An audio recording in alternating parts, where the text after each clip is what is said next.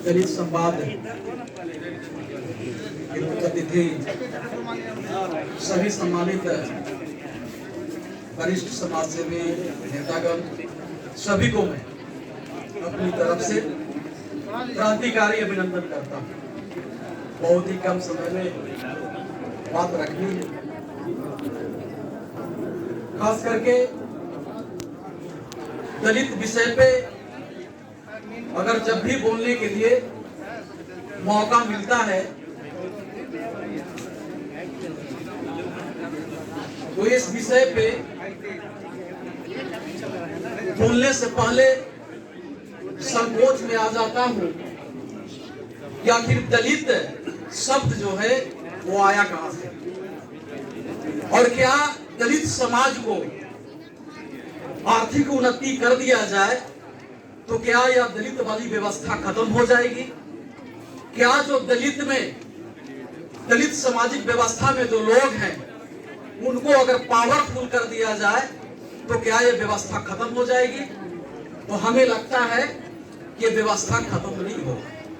हमने देखा है बिहार के धरती पे जीतन राम मांझी, वो शिक्षित भी हैं और वो मुख्यमंत्री थे, पावरफुल भी थे, पर जब किसी मंदिर में गए तो मंदिर को धोवाया गया। हमारे सामने ऐतिहासिक फोटो रखा हुआ है बाबू जगजीवन राम जी का, वो भी पावरफुल थे, शिक्षित थे, पर वो मंदिर में गए, उस मंदिर को धोवाया गया। आज जब शोषण का न्यूज पढ़ता हूं कि दलित पर किस प्रकार की शोषण हो रही है, तो उसमें आईएएस भी आते हैं, उसमें धनवान लोग भी आते हैं और उसमें बलवान लोग भी आते हैं। जो भी दलित समाज में आते हैं वो अगर शिक्षित भी हो जाए, धनवान भी हो जाए, पहलवान भी हो जाए, पर शोषण जारी है। ये शोषण तब मिटेगी जब इस देश से जाति व्यवस्था खत्म होगा। जाति व्यवस्था अगर खत्म नहीं हुई तो दलित को हम कितनों पढ़ा दे, किसी भी कुर्सी पे बैठा दे, पर यहाँ के जातिवादी मानसिकता के लोग उसे कभी भी समाज में समान व्यवहार के साथ जीने नहीं देंगे।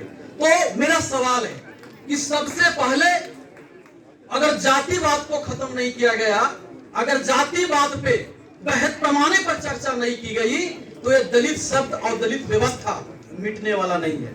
अगर ये दलित शब्द और दलित व्यवस्था नहीं मिटता है तो भारत को हम सर्वश्रेष्ठ, दुनिया का सर्वश्रेष्ठ देश नहीं बना सकते। क्योंकि अगर दलित है तो समस्या से वो जो देश का जो मूल समस्या जो है, अशिक्षा, बेरोजगारी, नशा, ये सारे चीज जो है दलित में ही एक धारणा बनाकर, एक धार्मिक धारणा बनाकर उनके मोहल्लों में सौंपा गया है, और तब तक समाप्त नहीं होगा जब तक हम लोग जाति पे चर्चा नहीं करेंगे। या तो दूसरा पहलू ये भी है कि अगर भारतीय संविधान को पूर्ण रूप से निष्ठा के साथ, ईमानदारी पूर्वक अगर लागू कर दिया जाए तो फिर ये दलित और दबंग वाली व्यवस्था खत्म हो जाएगी और सिर्फ भारत में हम भारतीय समाज होंगे। और जब भारतीय समाज होंगे तो विश्व के सबसे श्रेष्ठ भारत भी होगा और समाज भी होगा।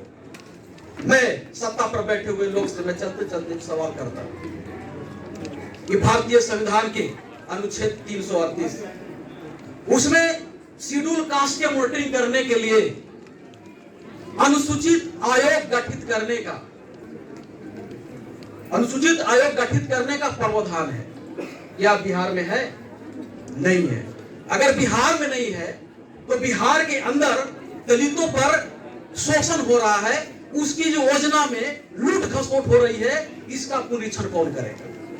यानी सरकार जब तक ईमानदार नहीं होगा, जब तक दलितों का अधिकार नहीं मिलेगा, और जब दलित को अधिकार नहीं मिलेगा तो सभी क्षेत्रों में उनकी प्रतिनिधित्व नहीं होगी, और जब तक वो जातिवादी व्यवस्था पर हमलावर नहीं होगा, जब तक यहाँ की व्यवस्था खत्म नहीं होगी। इसी तरह से विभिन्न, अगर गिनाने लगूं, वो समय नहीं है, गिनाने लगूं तो बहुत सी ऐसी सरकार की व्यवस्था आ जाएगी जिसमें ऐसा कानून बनाया गया है जिसमें दलित को और दलित बनाने का व्यवस्था की गई है। जैसे भी बिहार में कानून है, मैं इसलिए कह रहा हूं कि शायद कांग्रेस सरकार में है, मैं खिलाफ नहीं बोल रहा हूं, मांग है मेरा। जल जीवन हरियाली, एक ऐसा कानून लाया गया जिससे तमाम प्रकार के जो शेड्यूल कास्ट के लोग जो सरकारी जमीन में बसे हुए हैं उनको भगाने का ये योजना है। इस पर पुनरीक्षण करना चाहिए इस कानून पे, इस कानून को किस रूप में लागू किया जाए। और भी कानून जो है, और भी जो कानून है इस देश में पहले से भी लागू है, शायद कांग्रेस की सरकार में ही लागू हुई होगी। सार्वजनिक भूमि अतिक्रमण अधिनियम 1956। इसमें जो सरकारी भूमि पर जो बसे हुए हैं उसको वहां से हटाने का प्रावधान है, लेकिन सरकारी भूमि पर जो दलित बसे हुए हैं उन्हीं को ज्यादा हटाया जाता है। आप बिहार सरकार के तमाम थाना के आंकड़ा निकाल के देख ले तो उस पर जो दबंग लोग बसे हुए हैं उस पर कोई कानूनी कार्रवाई नहीं होता। कानूनी कार्रवाई किस पर होती है?